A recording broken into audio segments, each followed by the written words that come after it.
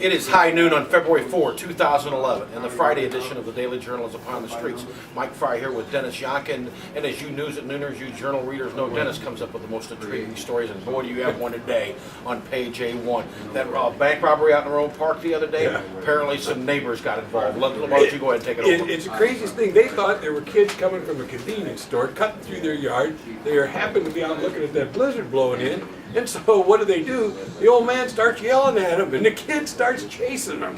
And it turns out these aren't kids coming from the convenience. They're bank robbers. They leap a 42-inch fence, and then they do a flip over it. But when they land on their back on the flip, I don't think you're supposed to land on your back. No, I don't think so either. The bag comes open, and money starts spilling out as they're chasing them. The son, Steve Supernon, gets within maybe 6 to 8 feet of him, and that's as close as they've come to being apprehended right now. They jumped in a waiting four-wheel drive truck and took off, and they got numbers and stuff on the truck, but that's as much as we know about it right now. And these two guys collected like something in the neighborhood of $2,000 and took it back to the bank. Returned to the bank. Boy, that's a story right there. How many of you would have returned to the bank, I ask? All of it? Yeah. The super nice. You mentioned they used a truck as the getaway vehicle. That might become more difficult in coming months, Dennis, as Adam Kinzinger was at the local Kankakee Regional Chamber of Commerce dinner last night and predicted $4.50 a gallon gas prices for the summer. So ooh, that hurts me. That hurts. I'm a guy who drives by gas stations and notices the dime or the penny, and I want to go. I realize I've saved 22 cents by going to the station, but I'll do it.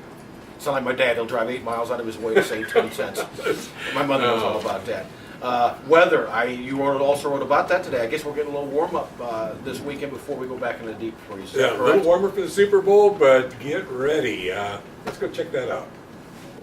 Hi, this is Dennis Yohnka here in the Weather Library. That's a weather library there.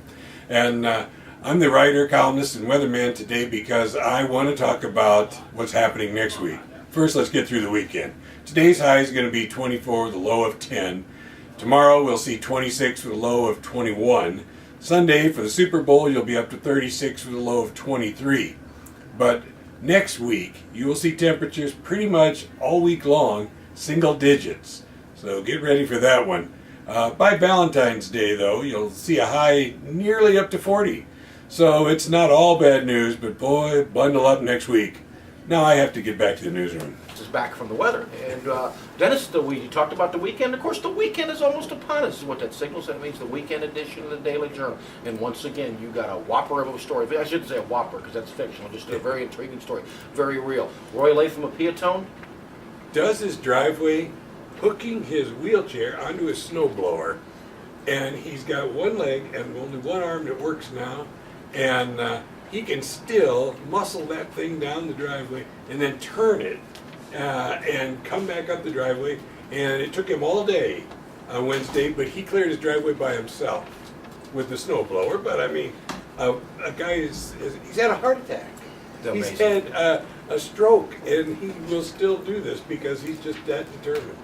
Unbelievable, and he can't speak because of his stroke, but his wife does his talking for him. I guess she thinks he's rather stubborn, huh? Yeah, she says he's one hard-headed guy. I hope you read that story, but we got a lot of good ones coming. Oh, we sure do. Our good Snowmaritans are out there. People who helped, friends, even strangers help people during this blizzard. We'll have a number of stories about that, and we're looking for those stories. Look at page A1 today.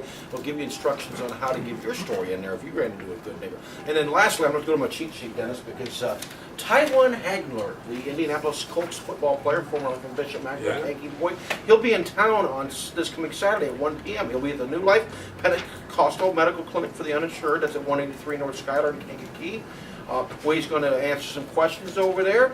Some refreshments will be available. So if you want to get together with a real live pro football player, a Super Bowl champion, made some big plays. Taiwan Hagler will be there. In fact, they're going to raffle off a jersey belonging to him. No purchase necessary. So hey, Super Bowl Sunday, get a little taste of football while you're going to see in Taiwan on Saturday. Maybe you can ask him about what it feels like to play in the Super Bowl. See Taiwan Saturday, Taiwan on Sunday. Oh, Dennis. Oh, yeah. I'm here for you. All right. Well, that'll do it for the news at noon today and for this week. You can subscribe to the Daily Journal by calling 815-937-3322. You can also pick it up at the newsstands. And so until Monday, you stay warm and Gosh, I don't know. Who did you cheer for in that game? I'm thinking I'm going to go Steelers, but I'm Green still Bay. debating. Okay, it's divided here. Cheer for who you want. Yep.